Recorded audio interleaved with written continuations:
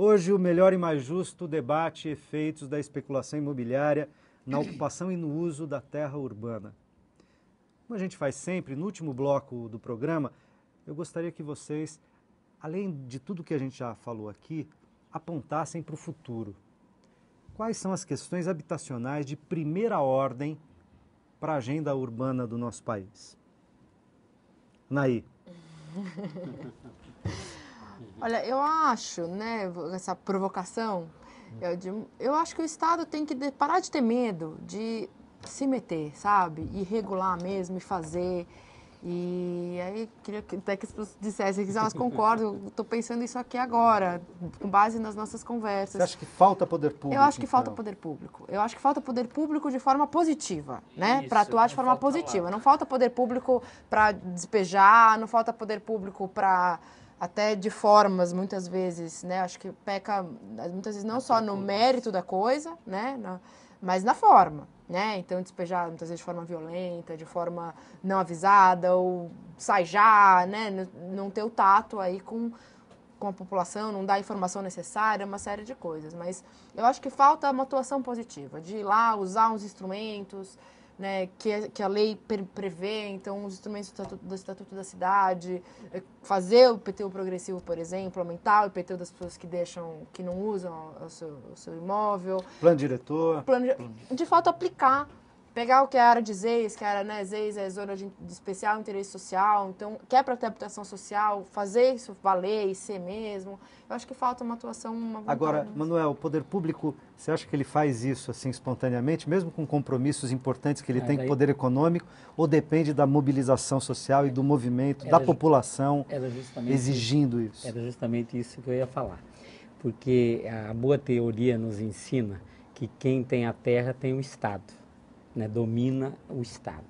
Então, esse Estado que está aí, ele por si só ele não vai fazer. Vai fazer se houver grande mobilização social, luta social. Tudo que tem hoje, ó, até incluir o direito à moradia na Constituição, foi produto de muita luta social, né? Então, eu ia falar justamente isso, para chamar a atenção, para que não só o movimento popular, mas que os movimentos sindicais tenham, porque, veja bem, os trabalhadores têm problema de moradia. Eu trabalhei em alguns sindicatos e aí os operários moram tudo na periferia, tudo moram mal, né? Ganham mal, moram mal. Então, teria que unificar os movimentos sociais, sindicatos, por uma luta pelo direito à cidade. Quer dizer, eu sou trabalhador, eu tenho que morar razoavelmente bem, né? Então, bem perto do meu trabalho. E perto do trabalho, com qualidade de vida. Nós estamos defendendo, eu estou defendendo, inclusive lá em São Paulo, que vai ter eleição agora, e eu falo assim, nós devíamos pegar a moradia como eixo de inclusão social. Inclusão na cidade e inclusão social.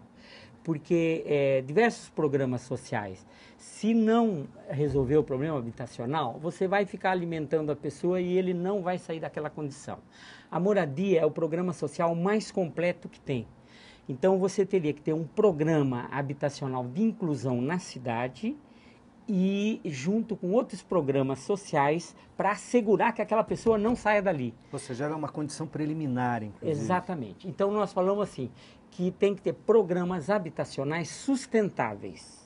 Sustentáveis, ou seja, que você tenha comércio popular no térreo, que você tenha, que se aproveite energias, reciclagem, para não ter custos altos de manutenção daquela habitação. Então, eu acho que para o futuro, eu acho que tem que ter muita luta, muita organização social, né, e pensar esses projetos habitacionais sustentáveis.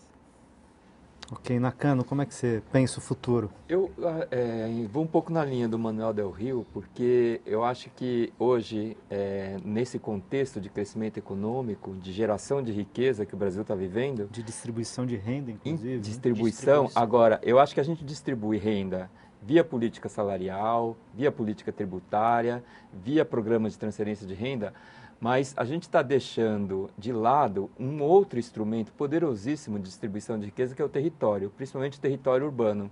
Porque você gerar condições para a pessoa morar num lugar que tem rede de água, rede de esgoto, ela não está exposta a risco de inundação, de deslizamento, o córrego não está poluído, não tem lixo, não está sujeito a doença, sabe? Tem transporte coletivo perto para ela usar os museus, as universidades, as escolas, os postos de saúde que existem na cidade.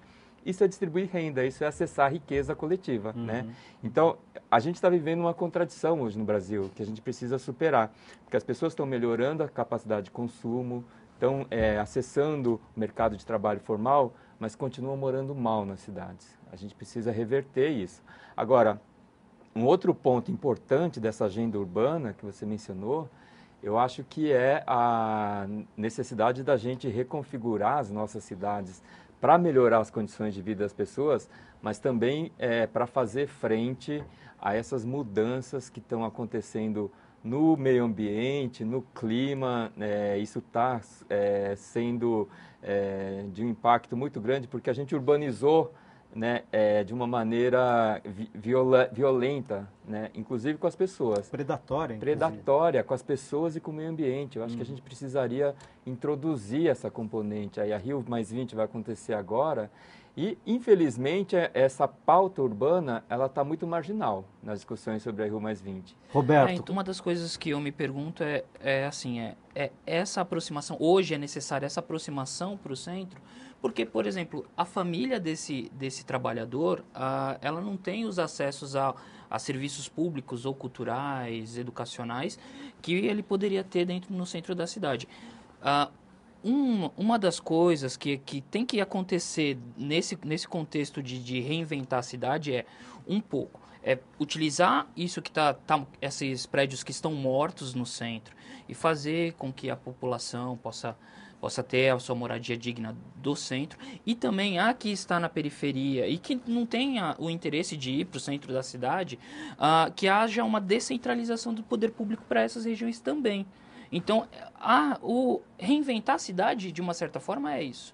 É você fazer o que já existe, porque não dá para a gente também pegar e tirar não todo daria... mundo da periferia e colocar para o centro. A metrópole de São Paulo, por exemplo, onde nós estamos aqui, a região metropolitana de São Paulo, não dá para ela inteira para o centro da cidade de São Paulo, exatamente, por exemplo. Né? Quer dizer, é preciso também desenvolver as periferias e torná-las zonas de interesse, social, de investimento social e também de investimento do capital, porque a gente mora a gente vive num mundo capitalista. Se não tiver interesse do capital, do mercado, você não tem, certas regiões não se desenvolvem, tá certo? Então você precisa ter política pública combinada. Agora, essa triangulação, né? População, interesse público, política pública, representação política e interesse do capital, quer dizer, os negócios, o comércio, a indústria, os serviços e tal, precisam de algum modo criar uma nova forma de negociação, não é isso? De poder dialogar. E eu acho que a gente vai viver agora, está vivendo já, na verdade, né, essa fase com essa coisa dos mega eventos, a Copa, as Olimpíadas. Eu acho que a gente vive aí um processo que não está apontado para ser muito bom nesse sentido, que poderia ser um momento de rediscussão, nesse sentido que o Cazu falou, que o Manuel falou, né, de a gente rediscutir. Vai vir muito investimento para cidades, aí não só São Paulo, para várias cidades que vão receber os eventos, vai vir muito investimento de fora, né? Então, seria, de repente, um momento importante. Oportuno, uma oportunidade. De você pensar formas desse investimento vir para, lógico, possibilitar o evento, né? Seja a Copa, sim, seja negócios, lucro, mas tudo, que mas isso também deixa um legado para a cidade positivo, né? De inclusão, de participação, né? E não que venha para piorar uma situação de desigualdade, que é o que, infelizmente, a gente vê acontecer. Você estava falando assim, falta poder público no sentido positivo. Queria, ao pensar o futuro, queria perguntar para vocês, há sinergia, por exemplo, hoje, do que temos no poder, do ponto de vista da gestão da cidade? Então, estamos falando de poder público, gestão da cidade. Há secretarias responsáveis, em várias medidas, pela gestão urbana da cidade. A Secretaria de Obras, Secretaria de Habitação, Desenvolvimento Urbano, Secretaria de Bem-Estar Social, estou chutando algumas, tá certo? Estou lembrando algumas de cabeça. Há sinergia entre elas? Não. Há uma política, quer dizer, se pensa a cidade conversando entre si, ou quer dizer, nem na gestão a gente tem articulação desse debate, né? De uma reflexão sobre que cidade queremos. Vou te dar até um exemplo que é em relação até o Manuel, depois ele pode falar melhor sobre isso. A situação que teve lá da desapropriação da Avenida Rio Branco. São João Caipiranga. O que aconteceu ali? Quem foi a secretaria responsável por aquela desapropriação? Não foi a de habitação, foi a de segurança pública. Foi uma coisa completamente oposta ao que deveria acontecer. Porque quando foi questionado sobre para onde aquelas pessoas iriam, se elas iriam para abrigo, porque elas deviam ir para se tem que desapropriar, mas ela tem que ir para um outro lugar. Para onde que elas iriam? E aqui, o que acontece? A segurança pública falava, não, a gente só está aqui para retirar essas pessoas e deixar o prédio livre.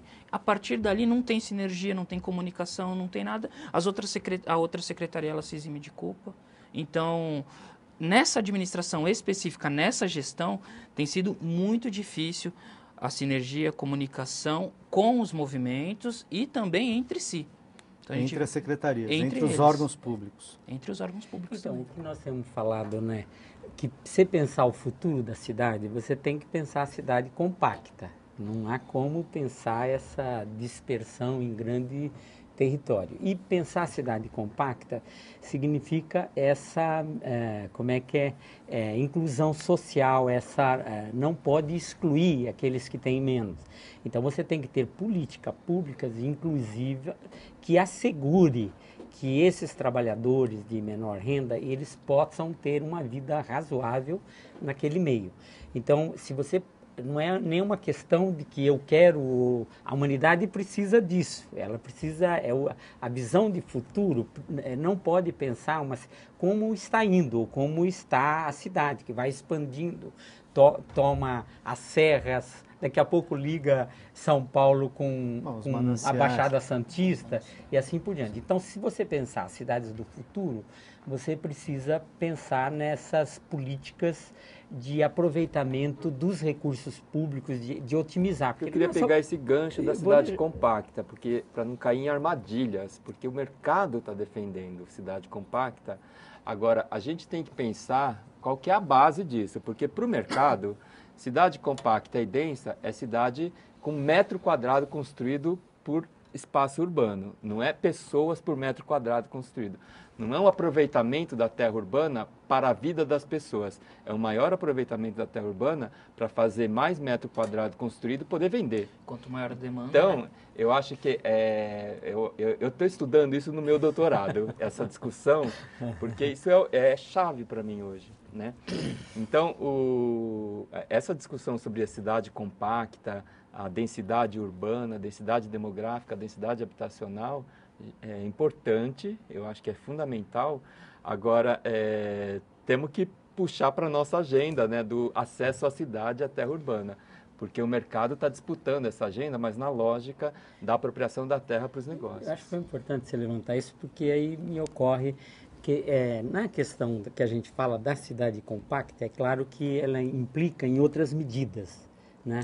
A gente fala que devia ter uma medida fiscal, né? Então, a gente fala, por exemplo, que o imposto na cidade, ele tinha que ser cobrado pelo tamanho da propriedade e pela quantidade da propriedade, né? Então, por exemplo, ninguém... Como assim? Quantidade da propriedade?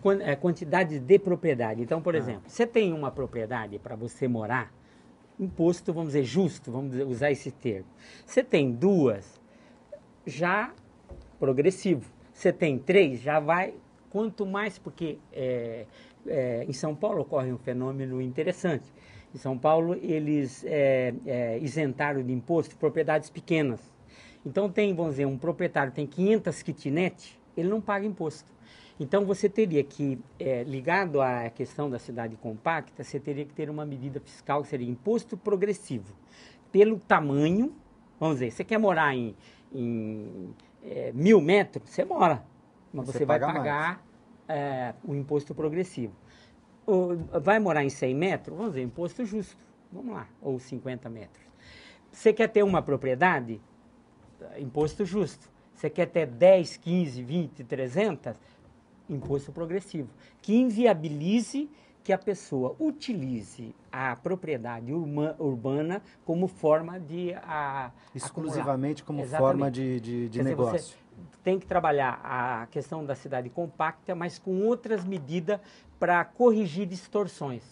Ok, infelizmente nosso tempo acabou, a conversa foi muito boa, aprendi demais. Eu agradeço muitíssimo a vocês e também a você que nos acompanhou até agora. No Brasil, mais de 80% da população vive em áreas urbanas. Tenho certeza que essa conversa aqui ajudou a perceber a necessidade de criar, de implementar formas de desenvolvimento, de convivência capazes de atender os interesses coletivos. Que fomentem, formas que fomentem negócios, mas que favoreçam pessoas que vivem e trabalham na cidade. Todas as pessoas. Por um país melhor e mais justo. Logo, o conteúdo desse programa estará disponível no nosso portal, onde você pode sugerir temas e rever outros debates realizados aqui. Acompanhe a nossa programação também pelo Twitter, que é @RedeTVT, e pelo Facebook, facebook.com/RedeTVT. A gente se encontra na próxima quinta ou a qualquer momento pela internet. Forte abraço.